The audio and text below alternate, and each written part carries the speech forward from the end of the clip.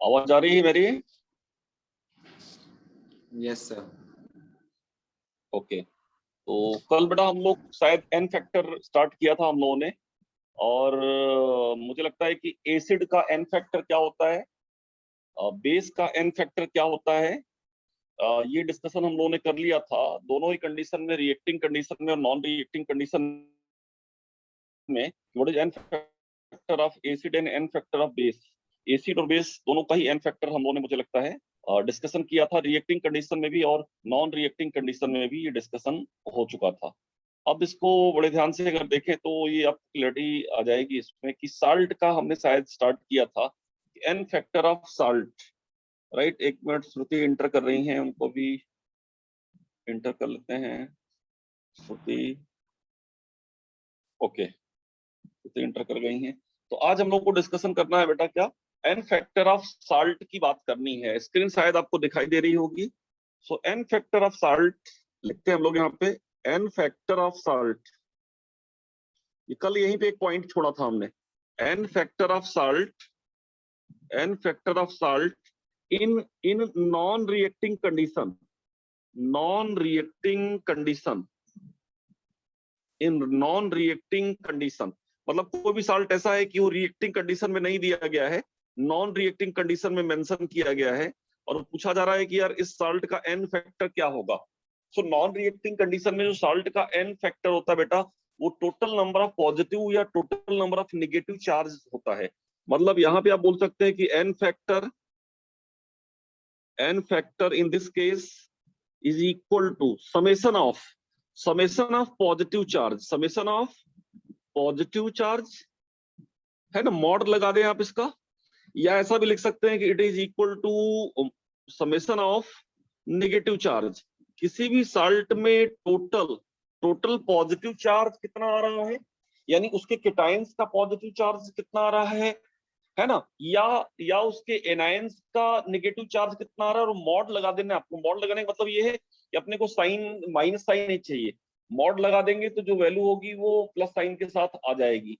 तो सिंपली जो साल्ट्स हैं, उन साल्ट में जब कभी भी आप एन फैक्टर निकालोगे और कंडीशन बेटा नॉन रिएक्टिंग रहेगी, तो याद करिए नॉन रिएक्टिंग कंडीशन में जितना पॉजिटिव चार्ज या जितना नेगेटिव चार्ज होगा, यही उसका एन फैक्टर बोला जाएगा।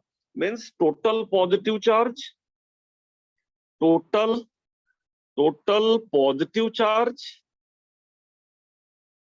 या लिख सकते हैं आप टोटल नेगेटिव चार्ज, मॉड के साथ टोटल नेगेटिव चार्ज। ये पॉइंट है बेटा किसी भी साल्ट में एन फैक्टर निकालने का। ठीक बात है।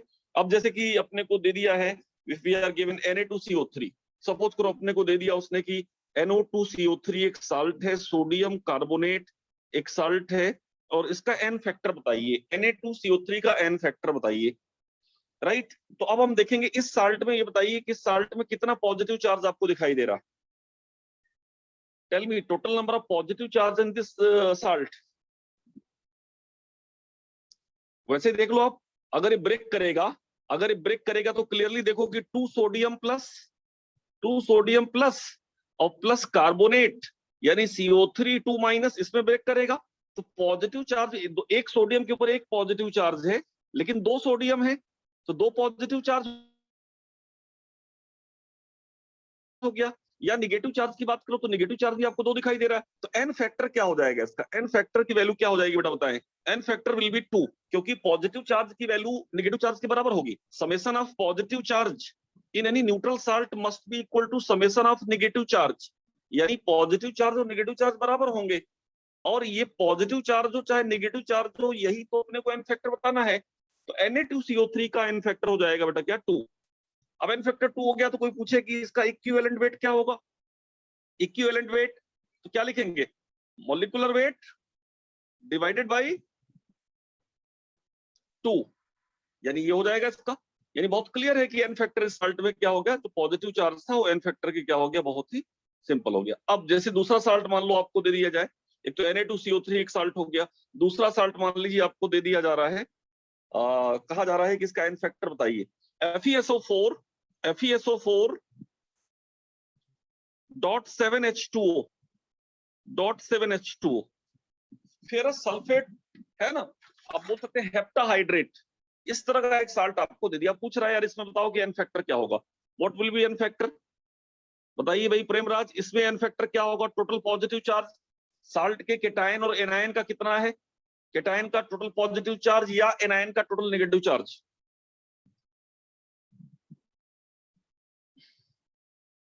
आप देखिए वाटर को छोड़ दें, वाटर तो एक कोवेलेंट पार्ट है ये, लेकिन FeSO4 को अगर ब्रेक करेंगे आप तो क्या निकलेगा यहाँ पे, Fe2 प्लस और SO4 के ऊपर 2 माइनस। तो अब बताइए मुझे कितना एन फैक्टर दिख रहा है, पॉजिटिव चार्ज भी 2 दिख रहा है और नेगेटिव चार्ज भी 2 दिख रहा है, तो कोई भी आप ले लें तो एन फैक्टर विल बी 2 बेटा, इस साल्ट का एन फैक्टर क्या हो जाएगा, 2 हो जाएगा। इसी तरह से मान लीजिए आपको दे देता है दूसरा साल्ट देता है Fe2SO4 का होल थ्राइस, Fe2SO4 का होल थ्राइस। अब इस साल्ट का पूछ रहा है कि एन फैक्टर क्या होगा, tell me n factor of this salt. Shruti आप बताइए इस साल्ट का एन फैक्टर क्या होगा।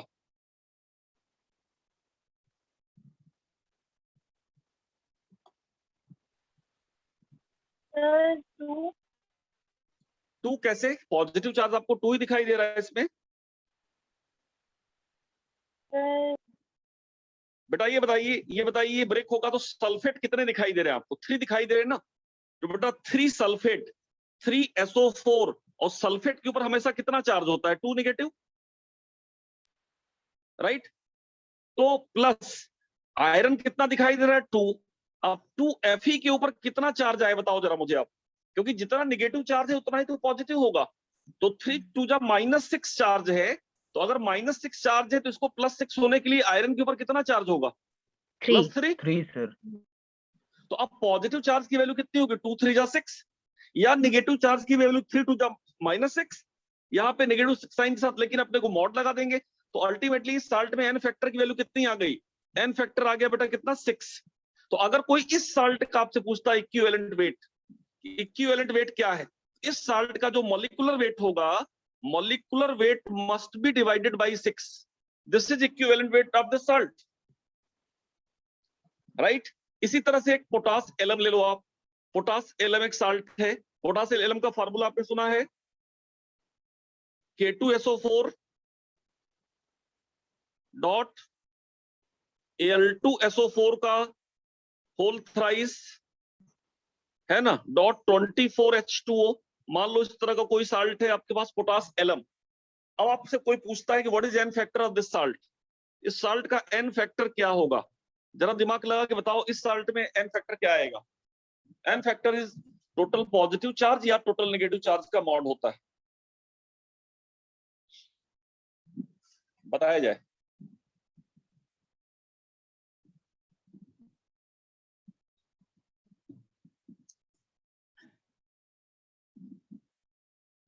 पार्टिसिपेट करिए, बोलिए, सृष्टि आप बताइए।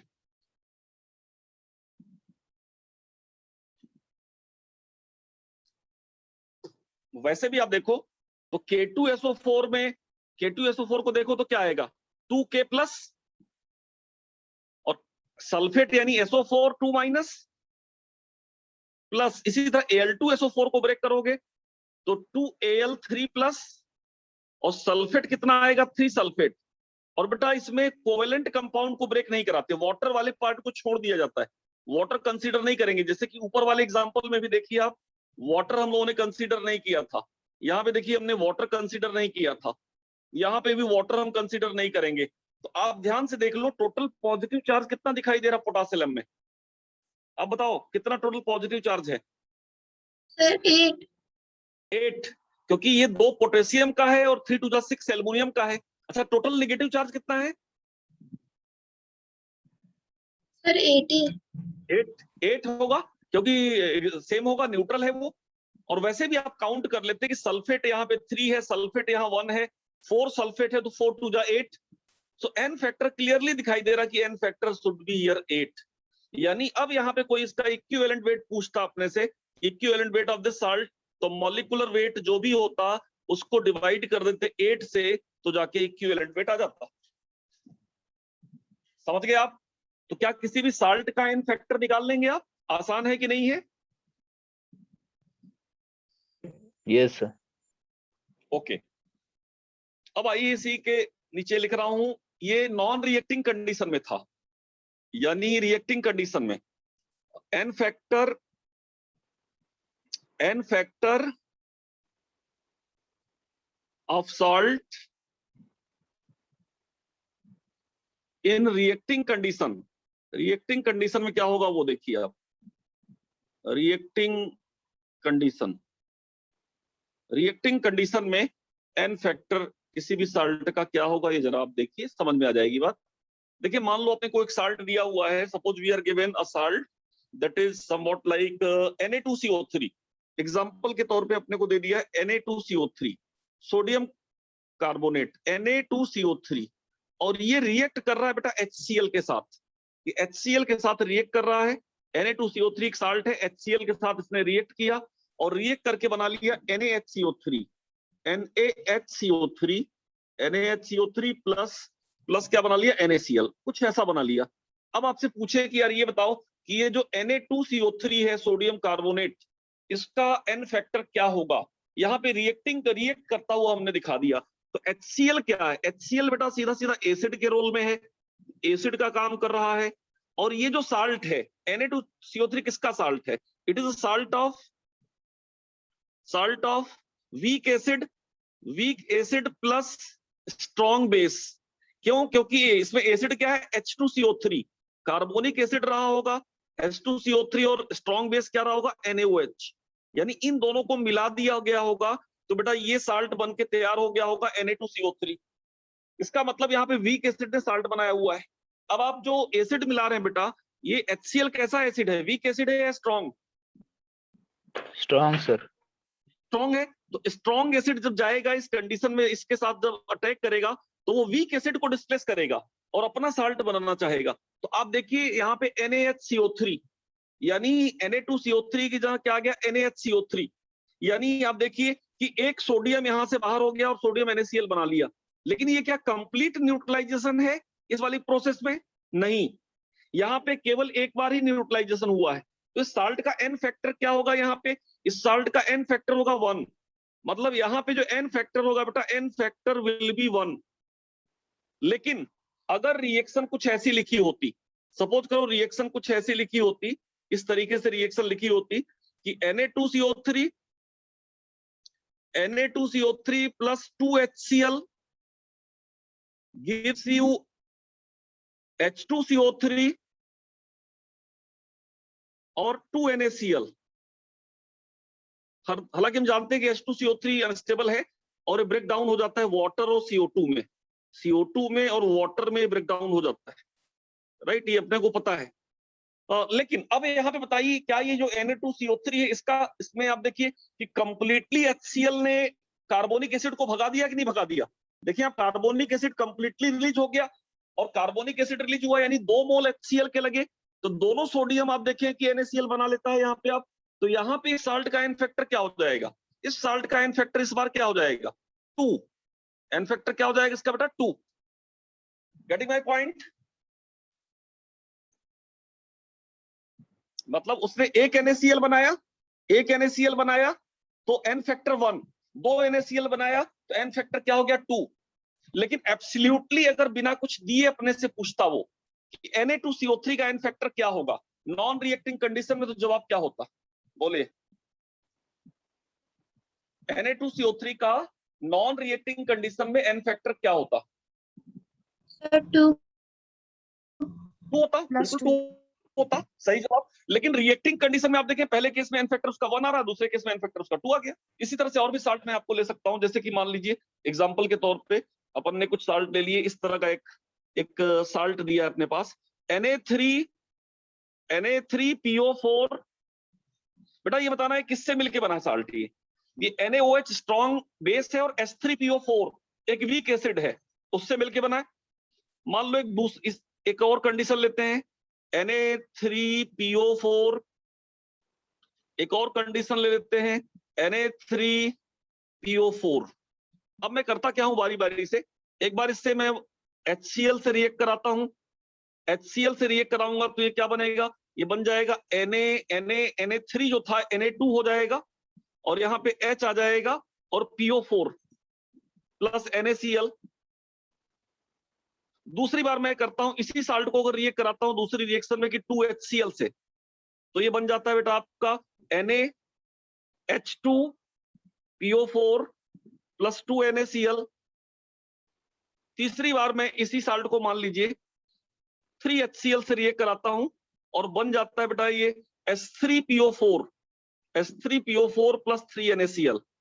अब बताइए मैं अगर पूछूं बारी बारी से कि पहले केस में साल्ट का एन फैक्टर क्या है, यहाँ पे एन फैक्टर पहली वाली रिएक्शन में क्या है साल्ट का, दूसरी वाली रिएक्शन में एन फैक्टर क्या है साल्ट का, तीसरी वाली रिएक्शन में एन फैक्टर क्या है साल्ट का, बताइए जरा।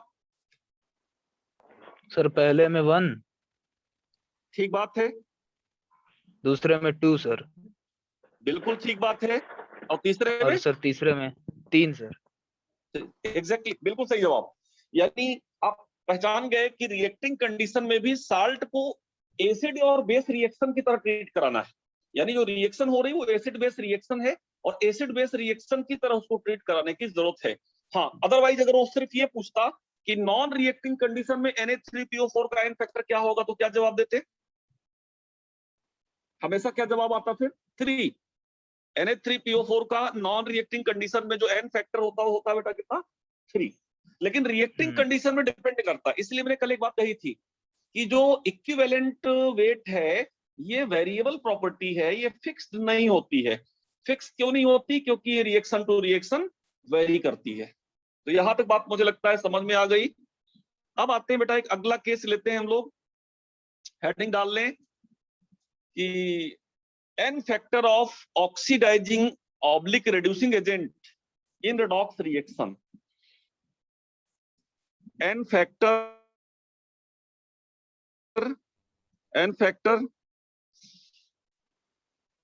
of oxidizing agent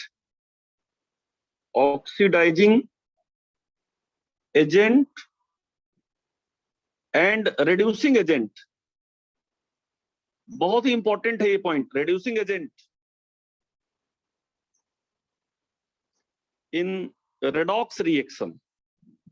redox reaction आपको ऑलरेडी बता चुका हूं मैं कि redox reaction क्या होती, यानी किसी भी redox reaction में ऑक्सीडाइजिंग एजेंट और रिड्यूसिंग एजेंट का एन फैक्टर क्या होगा, इस बात पे डिस्कशन बहुत ही जरूरी और बहुत ज्यादा बार ये पूछा गया है, बहुत ही ज्यादा बार ये पॉइंट बेटा पूछा गया है एन फैक्टर का, राइट। तो ऐसे केसेस में ये जो आर्टिकल है n factor of oxidizing agent and reducing agent in redox reaction, इसके लिए एक चीज चलती, एक ही फॉर्मूला होता है, मैं यहाँ पे लिख भी रहा हूं that N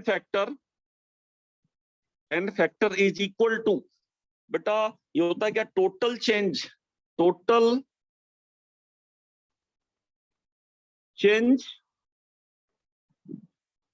change in oxidation number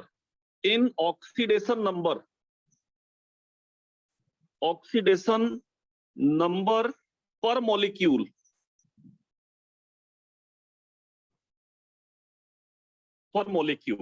यानी इसी को शॉर्ट में आप बोलें तो बोल सकते हैं कि n factor of redox reaction is TONC. What is TONC, total oxidation number change. TONC का फुल फॉर्म है total oxidation number change per molecule.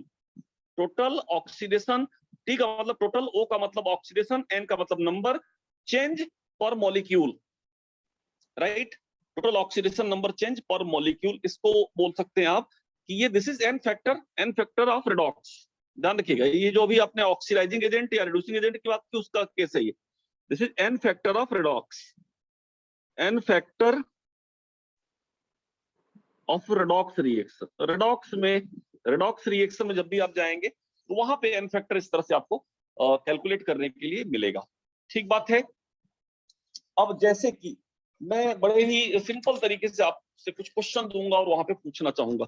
मान लो एक रेडॉक्स रिएक्शन अपने पास है बेटा, सपोज करो we are having a redox reaction कि MnO4 minus right plus Fe2 plus goes to acidic medium में पता है कहां जाता है ये, Mn+2 और प्लस Fe+। मान लो कोई एक रेडॉक्स रिएक्शन इस तरह से है। अब इस रेडॉक्स रिएक्शन में अगर ध्यान से देखें तो जो MnO4 है बेटा, MnO4 का ऑक्सीडेशन नंबर +7 है। यहाँ पे ऑक्सीडेशन नंबर अगर देखेंगे तो +7 है, और उस साइड आप देखें तो +2 है, तो ये रिडक्शन है, ये खुद रिड्यूस हो रहा है। तो MnO4 क्या है बेटा, MnO4 is oxidizing agent. MnO4 देखें आप +7 से कहां जा रहा है बेटा, ये +7 से +2 जा रहा है, तो खुद ये क्या हो रहा है, रिड्यूस हो रहा है कि नहीं हो रहा, रिड्यूस हो रहा है।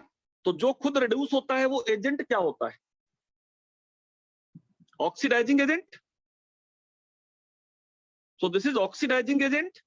जबकि आयरन +2 से बेटा +3 जा रहा है, तो ये ऑक्सीडाइज हो रहा है, तो ये क्या है, रिड्यूसिंग एजेंट। अब आपसे कोई पूछे कि यार बताओ MnO4- यानी कि ऑक्सीडाइजिंग एजेंट का एन फैक्टर क्या होगा, सो एन फैक्टर अगर निकालें आप बेटा, इसका एन फैक्टर, ऑक्सीडाइजिंग एजेंट का एन फैक्टर, तो ये बताइए कि MnO4- में यानी जो मैग्नीज है, टोंक कितना होगा, total oxidation number change, total oxidation number change per molecule की वैल्यू कितनी आ रही, जरा बताओ, anybody of you can tell me.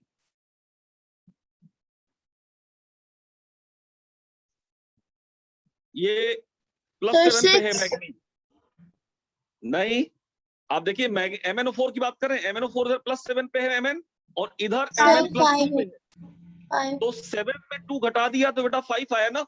So total oxidation number change is 5, तो एन फैक्टर ऑक्सीडाइजिंग एजेंट का 5 हो गया, यानी KMnO4 या MnO4 का एन फैक्टर बेटा क्या हो गया, 5 हो गया।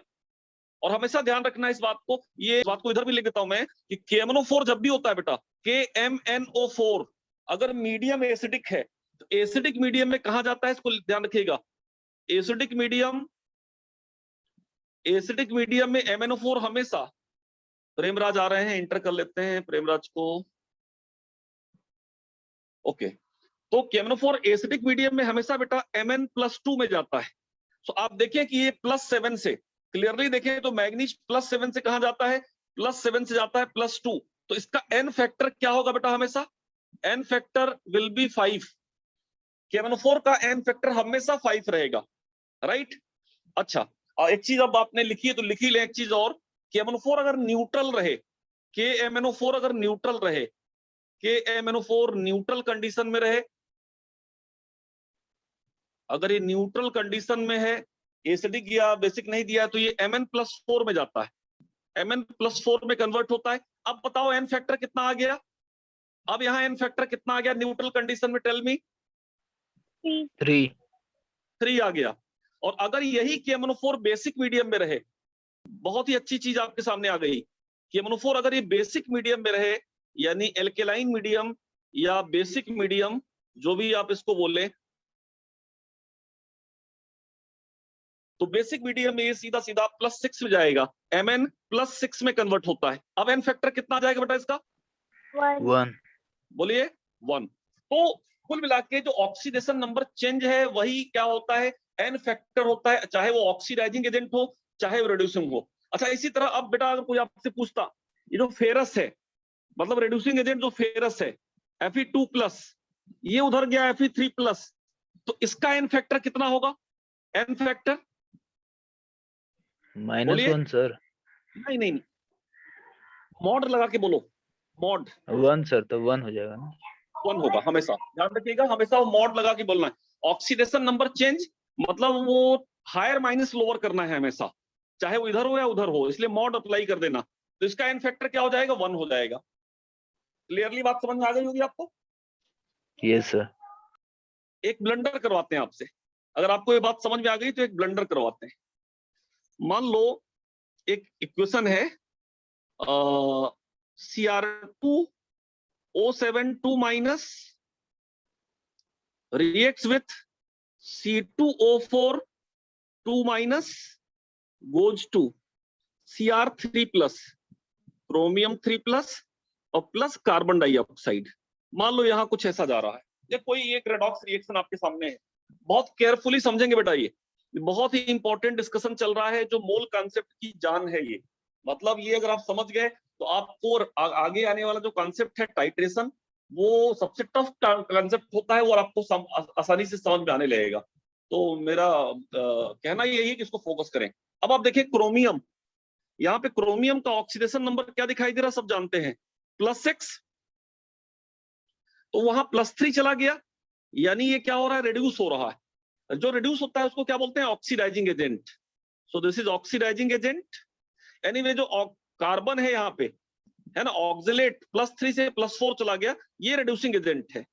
चलिए, उससे पहचानने की बात नहीं है। मैं अगर आपसे पूछूं कि इसका एन फैक्टर क्या होगा, what will be n factor of this, इसका एन फैक्टर क्या होगा, Cr2O7 2- का एन फैक्टर इस रिएक्शन में कितना है? सर +7। +7 कैसे बेटा, कैसे? सर क्योंकि ऑक्सीजन पे -2 चार्ज है और 7 ऑक्सीजन नहीं है। नहीं नहीं नहीं नहीं नहीं नहीं बेटा, अपने को oxidation number sir change, 5। Oxidation number change उसका, जो जिसका ऑक्सीडेशन नंबर बदलता है बेटा। आप बताइए, यहाँ पे इस मॉलिक्यूल की बात नहीं करना है आपको, इस मॉलिक्यूल में वो चीज जिसका ऑक्सीडेशन नंबर बदलता है। ऑक्सीजन तो इधर भी -2 है, उधर भी -2 रहेगा, ऑक्सीजन से मतलब नहीं। क्रोमियम का ऑक्सीडेशन नंबर +6 है और उधर गया तो +3 हो गया। अब बताइए सर 1। क्यों, यहाँ +3 है, वहां +3, यहाँ +6, वहां +3? बोले, ऑक्सीडेशन नंबर चेंज सर 5 3। हाँ, ज्यादातर लोग ये बोलते हैं 3, जो कि गलत है, लेकिन लेकिन सुनने में उतना गलत नहीं लगता है। गलत तो है सर 1 लेकिन होगा, सुनने में उतना गलत। हाँ बेटा, सर 1 होगा क्या? नहीं नहीं नहीं। अब बेटा, क्रोमियम का यहाँ कितना एटम है जरा बताओ, एक मॉलिक्यूल में कितने एटम है क्रोमियम के? 2। यहाँ एक। Cr2O7 2- एक, एक मॉलिक्यूल में 2 एटम है, तो दोनों एटम का ऑक्सीडेशन नंबर मिला के कितना हो गया, 6 × 2 12। अच्छा, इधर क्रोमियम का 1 है तो उसको 2 बनाओ, तो इधर दोनों का कितना हो जाएगा, 2 एटम का मिला के कितना हो जाएगा बेटा, 2 3 जा 6। तो 6 × 2 -2 × 3 बेटा कितना आ गया जरा बताओ, 0। सर क्या बात कर रहे हो, 6 आएगा। 6। ये 12 हो गया, मतलब 2 क्रोमियम का मिला के इधर 12 हो गया, और उधर 2 क्रोमियम का मिलाएंगे तो कितना हो जाएगा, 6। तो 12 - 6 करेंगे तो 6 आएगा एन फैक्टर, ध्यान रखना। क्योंकि ऐसा मैंने इसलिए किया, क्योंकि इसके एक मॉलिक्यूल में 2 क्रोमियम थे, तो अपने को उन 2 क्रोमियम का डिफरेंस इधर उधर निकालना है, अपने को एक एटम का नहीं, उस मॉलिक्यूल में जितने एटम हो उसका निकालना है। तो अगर कोई यहाँ पे एन फैक्टर पूछे तो एन फैक्टर इज 6। अच्छा, यही चीज आप करके बताओ, आप इसमें C2O4 का यानी रिड्यूसिंग एजेंट का एन फैक्टर निकाल के जरा बताओ, इसी लॉजिक से, इसी लॉजिक से C2O4 2- का एन फैक्टर निकाल के बताओ।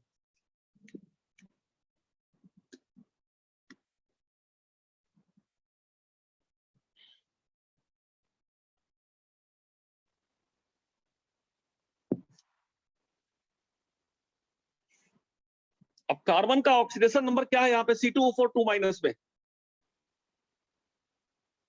नहीं बता सर। +3 है, 2x - 8 = -2, +3 है कि नहीं कार्बन का? सर 2। हाँ, आंसर 2 आएगा। तो एक कार्बन का +3 है, तो 2 कार्बन का कितना हो जाएगा, +6।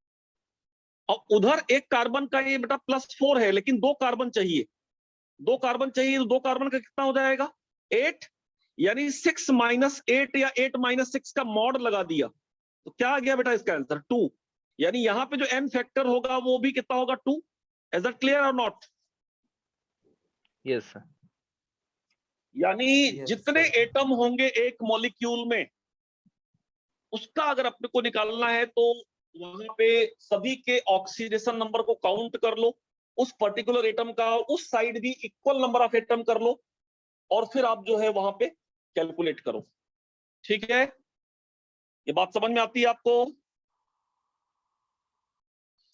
मतलब ये कहना चाह रहा था कि अगर आपको कोई कह रहा है कि C2O4 C2O4 minus goes to carbon dioxide.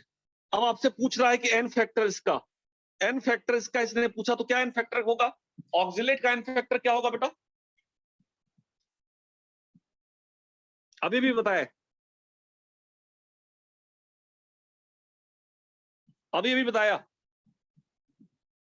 Sir 2। देख लो 2 हो जाएगा, एग्जैक्टली 2 हो जाएगा। लेकिन कोई ये पूछे कि n factor of CO2, n factor of CO2 की बात करो, इसका एन फैक्टर क्या होगा? अब बताओ। अब जब CO2 का एन फैक्टर पूछेगा बेटा, तो आपको रिवर्स सोचना है। रिवर्स सोचने का मतलब कि आपको इधर से इधर जाती हुई रिएक्शन को देखना है। अब CO2 में कार्बन के ऊपर कितना है? +4 है। और इसका ये बताना कि कार्बन के एटम कितने हैं यहाँ पे CO2 में? 1। तो उधर भी 1 एटम कंसीडर करना है। यानी अब यहाँ पे +3 ऑक्सीडेशन नंबर है और 2 एटम नहीं कंसीडर करना है, क्योंकि वहां पे CO2 को जब रिएक्टेंट मान लिया हमने, तो अगर उसके एक मॉलिक्यूल में 1 है तो इधर भी 1 लेना है। तो यहाँ पे +4 है और यहाँ पे +3 है। अब बताओ डिफरेंस कितने का आ गया? एन फैक्टर क्या हो गया इस बार? 1। 1। एन फैक्टर क्या हो गया? 1। लेकिन अगर हम फॉरवर्ड डायरेक्शन सोच रहे थे तो इसमें 2 एटम है तो उसको भी 2 बना रहे थे, तो यहाँ पे एन फैक्टर क्या था इसका ऑक्सिलेट का? 2। कॉपी करें, बहुत ही शानदार चीज है आपके सामने। ये चीज किताबों में आपको बिल्कुल नहीं मिलनी है। बहुत ही केयरफुली इस बात को समझने का प्रयास करिए सभी लोग।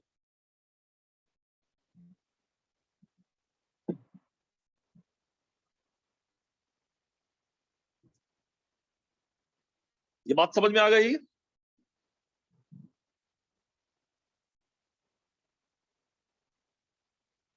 ओके, अगर ये बात समझ में आ गई आपको तो एक एग्जांपल देता हूं, है ना, और आप सभी लोग करिए इसको।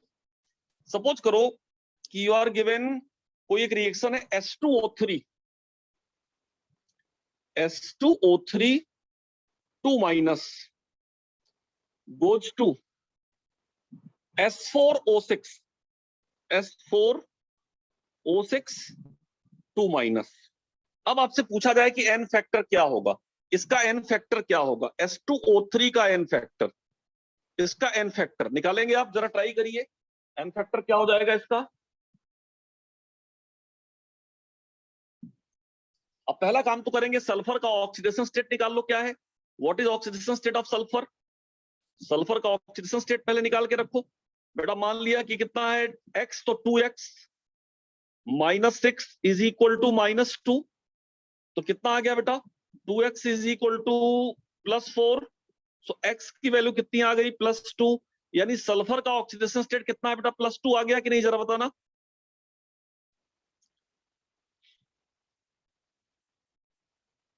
ओके, इधर आ जाओ, इधर सल्फर का निकालो जरा, इधर सल्फर का भी निकाल के बैठते हैं। इसका भी मान लिया कि 4x -12 is equal to -2, so 4x is equal to +10, तो x इज इक्वल टू 10/4। 10/4 का मतलब आ गया 5/2, 5/2 का मतलब +2.5, यानी यहाँ पे ऑक्सीडेशन स्टेट सल्फर की +2.5 है। अब आपसे मैंने पूछा है कि एन फैक्टर क्या होगा S2O3 2 माइनस का, जरा बताओ। S2O3 2 माइनस का एन फैक्टर क्या होगा?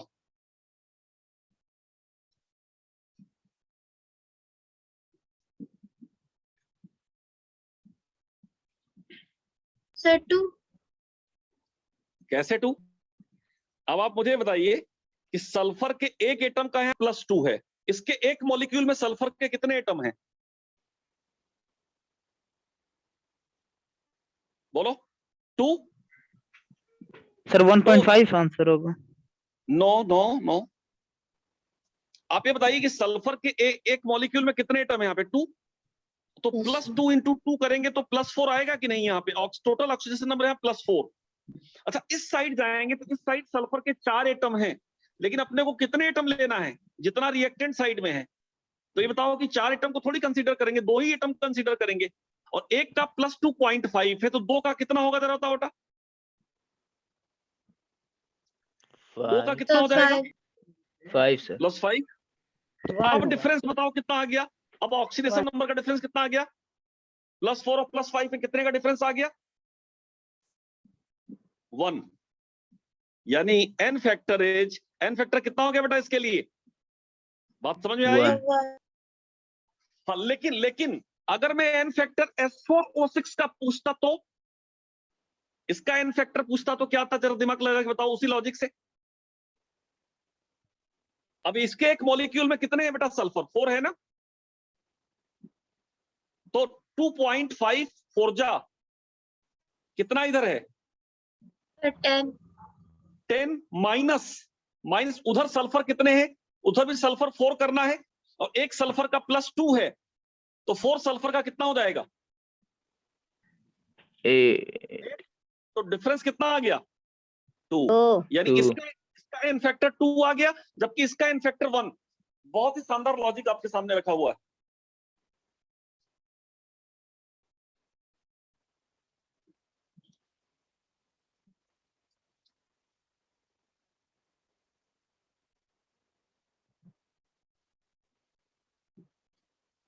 है ना?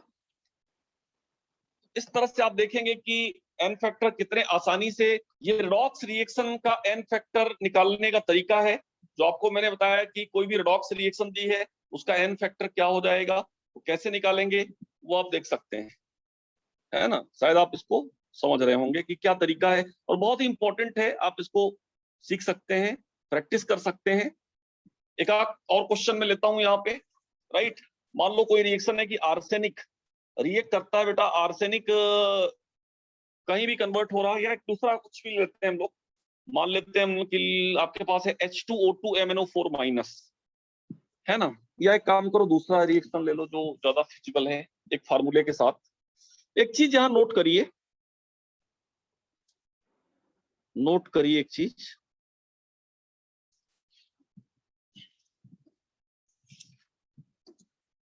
लिखिए n factor of disproportionation redox,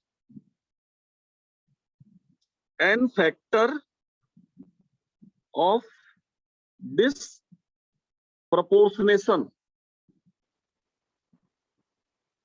disproportionation redox. बेटा डिसप्रपोर्शनेशन रेडॉक्स रिएक्शन तो आप समझते हैं,